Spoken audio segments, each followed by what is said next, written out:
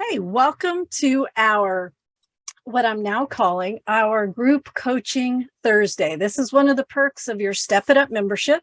You get to meet with me every Thursday and interact, or you can just kind of hang out and listen.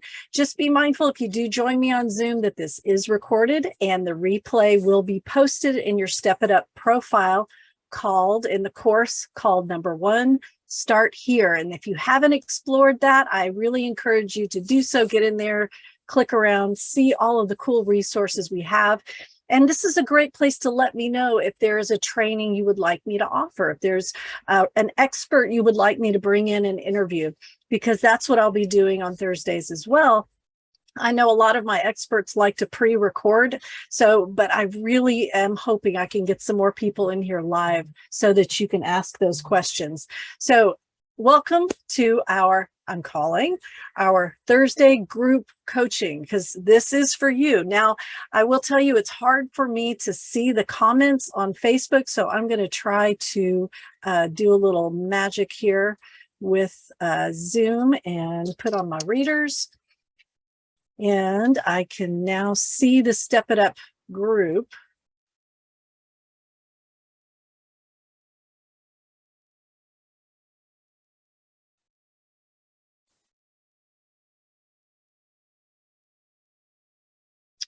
All right. So, or am I lying to you? I could be lying to you. Let's see, where are we? There I am. Okay, so if you have a question and you don't want to click the Zoom link, I totally get that. Just type it in the comments and I can see it right here. Okay, so, and it's cool. I see I have some closed captions as well, so that will appear. Remember, this video will go into your replays. We are recording and it is Thursday, July the 28th. Today's training or coaching is all about common practice mistakes. I'm going to try to do this the last Thursday of every month because it's based on the information I get from my inbox. I put that in air quotes because it's actually I stalk other threads. I go on social media, Instagram feeds, all of the things, and I try to see the hot topics right now and the struggles folks may be facing or the challenges and how they work it out.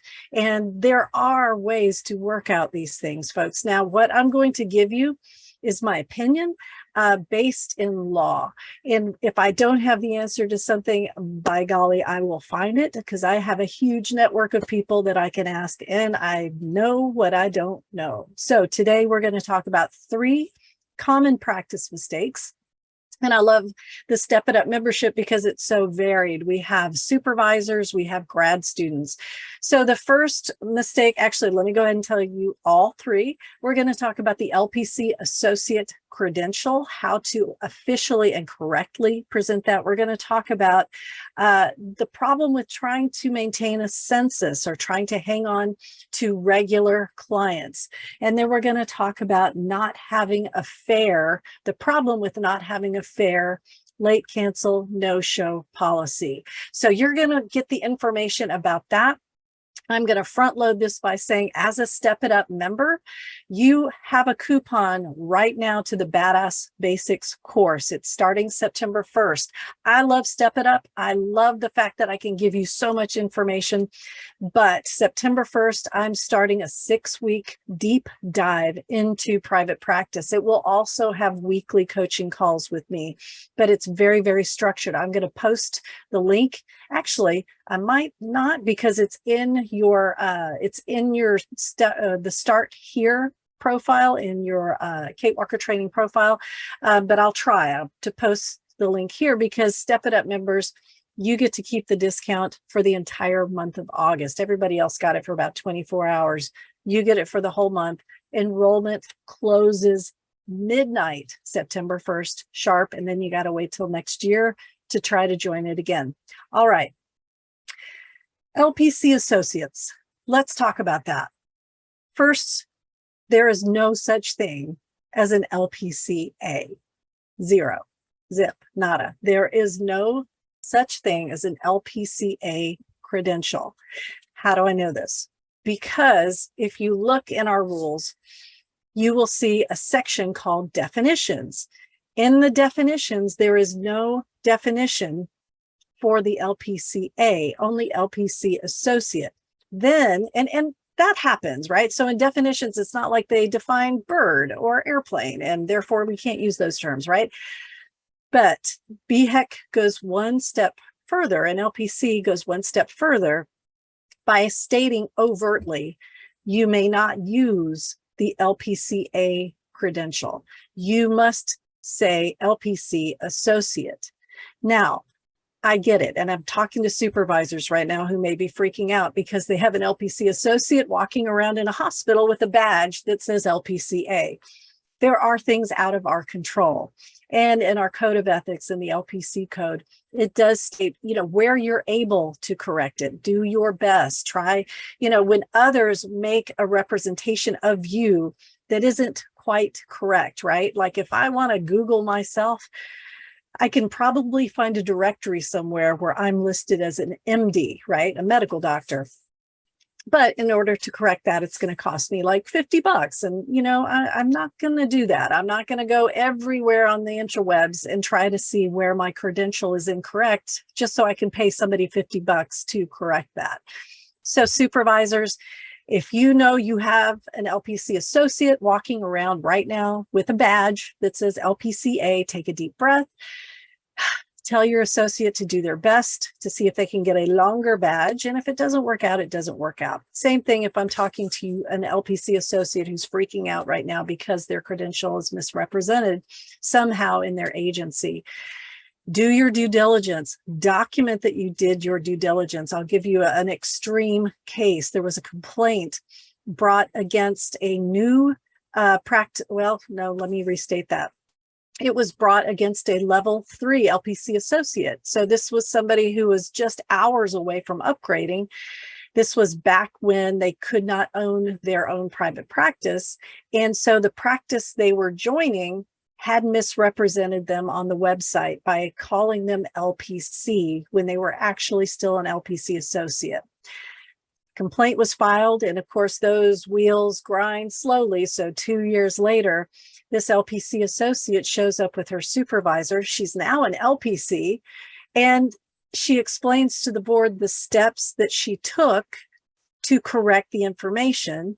The board said, yeah, you did everything you were supposed to. Next, right? No bill, gone, no problem. Now, I know it's years off of your life when it comes to the stress of having a complaint, but you must do your due diligence the best you can to correct that credential, document that you did, and then go forth and do good work, knowing that you did the very best that you could.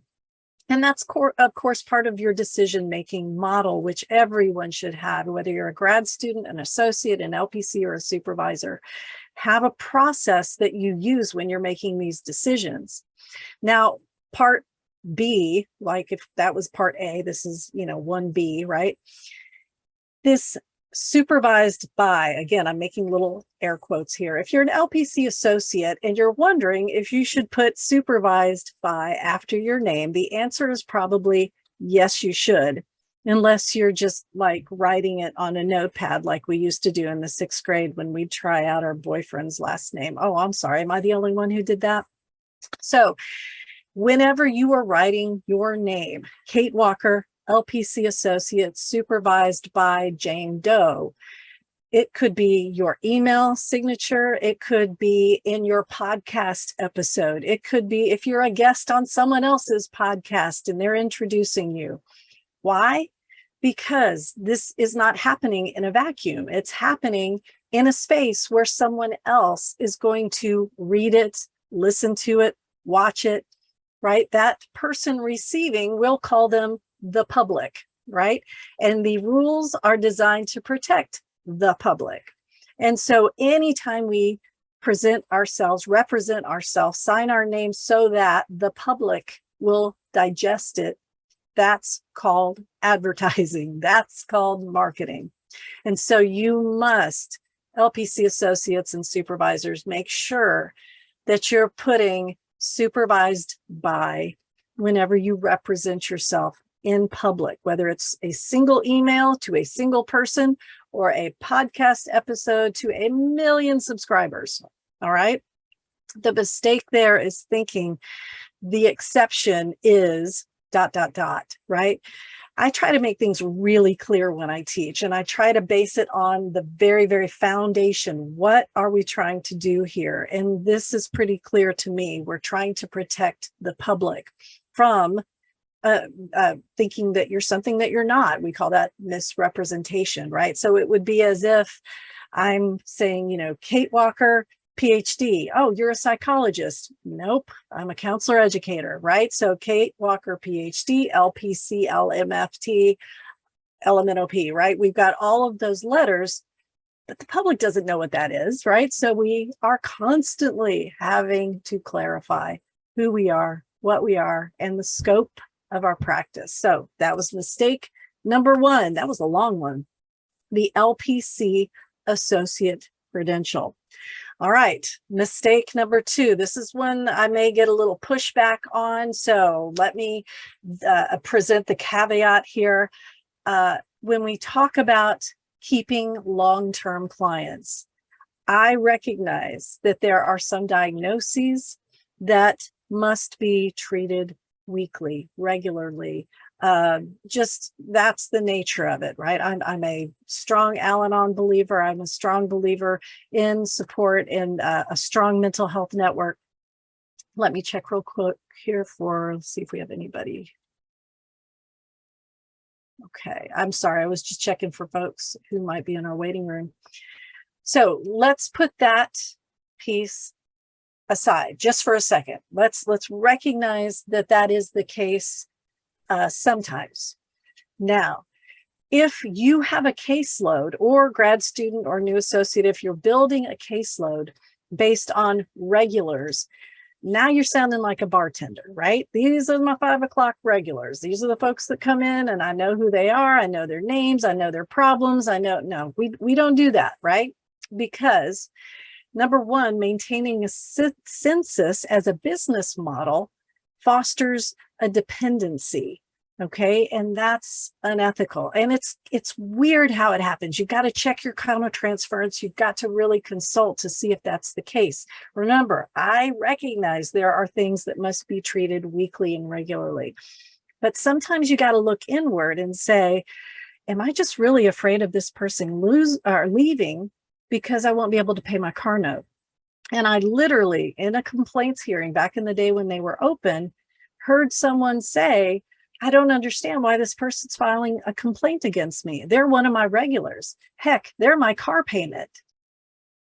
Okay, so looking at your client load as a thing you can count on, right? Basing your business on this census cash flow, on these 20 regulars every week, and then getting surprised when they don't show up, or getting caught off guard when they quit or terminate, right? That's dangerous. It's dangerous for a cash-based practice, dangerous for an insurance practice, dangerous ethically. There are a lot of problems that come into play when you count on regulars. No medical profession does that, right? Since we are a medical model most of the time, right? So think about, your cancer doctor, right? He's not hoping that these people are regulars, right? They're wanting them to get better and get on their way. Of course, there is the case of a chronic condition or terminal condition, and they will treat that person or persons, but they're not going to build their whole caseload hoping for regulars. So I hope that makes sense, and feel free to post comments down here if you're feeling uncomfortable with that. And of course, if you watched my workshop last night, if you were able to attend it, I talked about that as far as building a cash-based practice. We talk about intakes, having an excellent 10-minute consultation, the way to have a marketing strategy where you've got a constant flow of phone calls and people that you're interacting with, positioning yourself as an expert. So I'm not going to talk a lot about that because as a Step It Up member, you're going to get that replay in your profile as soon as I get that to the transcriptionist and get it uploaded. So when you see that, go into your Start Here course, click on it and have a look. It's called it's called Building Your Cash-Based Practice. So Number 3, problem. Not having a fair late cancel / no-show policy. So a late cancel no-show policy is there to inform your client, but to protect you, right? Most of us, especially in our own practice, we don't have the cash flow to absorb late cancels and no-shows. I mean, you can imagine working in a hospital, right? Someone doesn't show up to their appointment, well, you're still going to make your, 50 grand a year because you're a salaried employee. You're getting paid whether the patients show up or not. In a small practice, it's not like that, right? Somebody doesn't show, you can't fill that spot in less than 24 hours usually. I mean, occasionally I use an online scheduling system. So when somebody cancels, I will see, oh, good, I filled that. It popped up really quickly. I didn't realize somebody was looking for an opening, but that's pretty rare. So in order to deter that, right, you're trying to make that something that is not desirable for your client, that they're going to think twice about. You need to make sure, number 1, that you have one, and number 2, that it is fair. So one of the questions that was brought up last night in the workshop was, okay, what about that first session? Would you ever take a fee for a no-show at a first session? So short answer, I would not, right? And here's why. Even though legally, especially with all of the online forms that we have, JOT forms, the electronic medical records, where you're able to get a HIPAA compliant company like DocuSign to get that potential client's signature and have them sign on the dotted line that they understand your policy and they understand that if they don't show up, they're going to be charged the full fee. There's no relationship there, right? 10-minute consultation doesn't create a relationship. So when you do that, when you take their money, say, well, you signed, you should have read the fine print, 2 things can happen. And I bet you can guess, right? Number 1, a complaint. I don't think there's a leg to stand on, but there's 2 years of your life stressed out. And number 2, they can easily dispute it with their credit card company.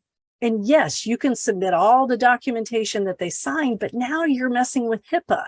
Now you're releasing information because you're trying to get your money. You're not defending yourself in a lawsuit. You're submitting information that is protected by HIPAA, right? It gets really sticky really quickly. So I don't recommend taking a fee for a no-show on the first session. Instead, I encourage folks to build a relationship. An emotional connection is your best insurance against a no-show at the first session. So a fair late cancel no-show policy is going to simply state, and this is what I think is fair, anything less than 24 hours will be charged at the rate that your session costs. None of this $50, $60 thing, unless your session is $50 or $60. The full rate. And those of you who take insurance, that is not the rate that insurance pays you. This is the rate you would charge if your client was not using their insurance. And you make sure that you're able to charge their credit card. Now, we're not going to get into the type of software that you can have that allows you to do that. But again, you want to make sure that you have software that you can capture their credit card information, which means the software has to be HIPAA compliant and sign a business associate agreement. All right.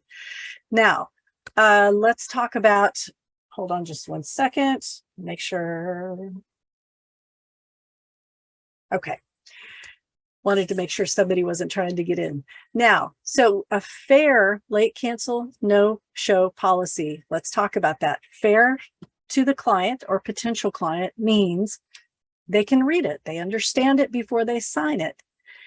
And you tell them. It's important that you let them know verbally, right? It's kind of like that feeling you get when you leave the used car place and you bought the used car and then you get home and it falls apart and it says, well, you didn't read the fine print. You should have known that that's right. That doesn't make you feel warm and fuzzy inside. That makes you feel taken advantage of. So a fair late cancel no-show policy isn't just what you put in writing. It's telling the client, oh, by the way, I need to remind you that my late cancel no-show policy is if you don't show up or if you cancel with less than 24-hour notice, I will charge you the full amount on your credit card. Now, I did see in some threads that people are worried that folks just show up and they're mad at you, right? Okay, well, I don't know. I mean, for me, I think that's happened once in 20 years, right? And that's back when I used to take those phone calls. I don't do that anymore. I have a system that takes care of that for me. Remember, we talk about that a lot in the Step It Up membership. We talk about it a lot in the courses that I teach. Your systems must be scalable. So I don't talk to folks when they late cancel or no show, but my system can send an email that says, so sorry that you had to miss your appointment. So just know that we're charging your credit card for the full amount. And we look forward to seeing you at your next appointment. I explained it to them verbally. They got the information in writing. And here's the most important part that I think a lot of us struggle with. I follow through on it, right? If I start doing this, yeah, but that's a good reason. And oh, but that's a good reason. Now I'm playing favorites and that's not fair, right? How am I basing the decision to allow Joe over here to get away with it, but not Connie over here? Because, you know, she's, you know, and well, Johnny is this. Like now the counter transference is running my business. That's not allowed, right? I have to be a good business person, but first and foremost, I have to be a clinician and recognize when my bias is showing. So a fair late cancel no-show policy, it starts with the writing. It starts with the intake, you verbally explaining, but it absolutely includes your ability to maintain a boundary and follow through consistently. So if that's something you struggle with, your clients are going to be confused, right? And don't even get me started if your clients are buddies outside a session and they're like, well, she never charges me. She charges me every single time. Okay, we're not even going to go there. So this, I'm calling it coaching now.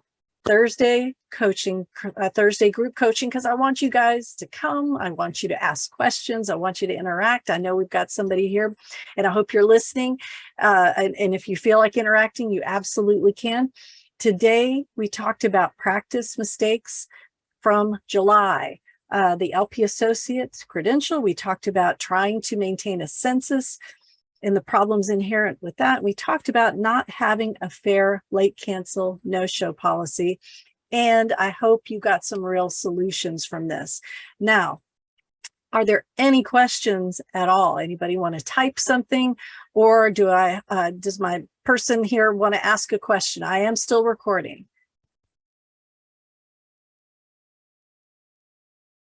All right, I'm going to hit stop here in a second. You guys have a wonderful day. Look for this soon as I get it back from the transcriptionist. Oh, all right. Danny, what's your question? What system do you use for the mail that you send them for no-shows? Okay, Danny, I don't know if I heard you. I'm going to try to turn it up. Say it one more time. What system do you use for the no-shows that send them an email? Oh, excellent question. The system that I use is called Full Slate, FULLSLATE. And I'm sure there are better systems out there, but this one I came across years ago, and they sign a business associate agreement, a BAA. And so what they do is they will do the automated emails, and it's really cool because I can even choose the email I want to send from a drop-down menu. So if I'm 10 minutes into my virtual session, and I do give my clients a call, hey, you know, your session's happening right now. If I don't get an answer, or sometimes people will say, oh my gosh, I forgot, I can't make it. I'll say, okay, I'm going to charge you. They're like, I know you are. So, you know, do what you got to do. I go to their name. There's a drop-down menu. I pick the late cancel no show, and Full Slate allows me to actually create that. And so I've got my own verbiage. I can put in exactly what I want to say. The email appears. I can take a look at it and I can adjust it. If there's something I want to change before I hit send, it goes right to that person. The other thing it's good for is when my client's credit card is declined. There is also an email that I created in Full Slate. In the drop down, it says credit card declined. I select it. I can change the wording up, and so that I can send that email so that my client whose credit card was declined, usually they don't even know it, gets that email and they can get that fixed. So good. I'm glad that was helpful. All right. I've got somebody else in the waiting room. All right. Welcome, welcome.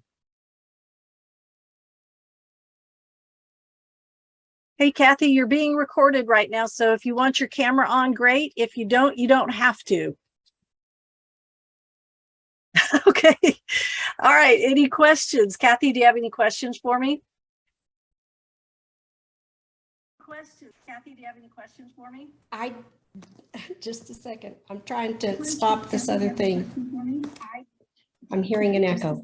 Oh, I see. You got it's kind of looping. Okay, I think I'm here. Can you hear me? I can hear you. Okay. So because I was watching this on through the Facebook thing, so I typed a question in the Facebook deal, but realized then that I needed to be trying to reach you through the Zoom. Let me hit refresh if I can see it now. Whether I need to stay in the Step It Up group or switch to the basic class that you're starting. I've been in private practice for several years, so I'm pretty well set up, but I knew nothing when I started. So I have learned so much from being in these groups. Good. I don't know whether I just need to stay in. I mean, mostly it keeps me up to date on changes and how I need to do things. So I just don't remember. I don't know which group to stay in. Well, lucky for you, it's not an either or. So the Badass Basics is, it's like a boot camp. It's 6 weeks long. There's a beginning, a middle, and an end. And you can actually click the link and you can see every single thing that I'm going to teach. So that way you can make a good decision. It's not like the Step It Up group. The Step It Up group is very much kind of a learn on your own, right? You have to, if you want to if you want to learn about marketing, you go click a marketing video. If you want to learn about money, so you get to kind of go a la carte. It's kind of the, Luby's cafeteria. The Badass Basics course is very regimented. We're going to do week 1, cover this. Week 2, we're going to cover this. And then when it's over, it's over. So that, of course, you'll get to keep the modules. Where Step It Up, you get to stay in as long as you want to. And the things that you get in Step It Up, like the free tickets to the supervisor consultation group, right? All that goes away if you quit the Step It Up group. So for somebody in private practice, I don't know if you've been in a long time and you're happy with how things are going. I don't know if you would even need the Badass Basics course, right? Because but take a look at it, right? Click the link, look at the modules. If they look interesting to you, that might be something you want to dive into. But if you look at it and you're like, I'm already doing like 90% of this, then Badass Basics might not be what you need. You may just need to send me an email and say, hey, Kate, I would love it if you do a training on this, right? So what do you think? Do you think you're more kind of in the a la carte phase of your life, or do you need kind of like the whole 6-course meal? Definitely the a la carte. Yep. If I don't renew my Step It Up thing, which I don't even know when I need to do that. It's automatic. It just takes your money every month. Okay. If I decide to cancel it, then do I still have access to the stuff? Nope, you lose everything. Yep. Okay. You lose the tickets, you lose the trainings, you lose all the stuff. But I mean, it's out there. A lot of my stuff is out there. You just kind of have to dig for it, right? It's on YouTube, it's in my blog. It's just not kind of at your fingertips. Right. the Step It Up group tickets, you know, everything in there that like the tickets to the workshops, the coupons and the discounts, those are the things that you would lose and you can't find anywhere else. Okay, yeah, I was just wondering if like the trainings that were there, because if you look at my account, you'll see that I don't get to it very often, but I have gotten to some that I felt were pertinent and I needed right away. So that's the important thing. And it's not going anywhere. I mean, those trainings are going to sit there and they'll get renewed. All right. I'm trying to get in the habit of putting the newer ones on top and kind of letting the lower ones sift to, or the older ones sift to the bottom.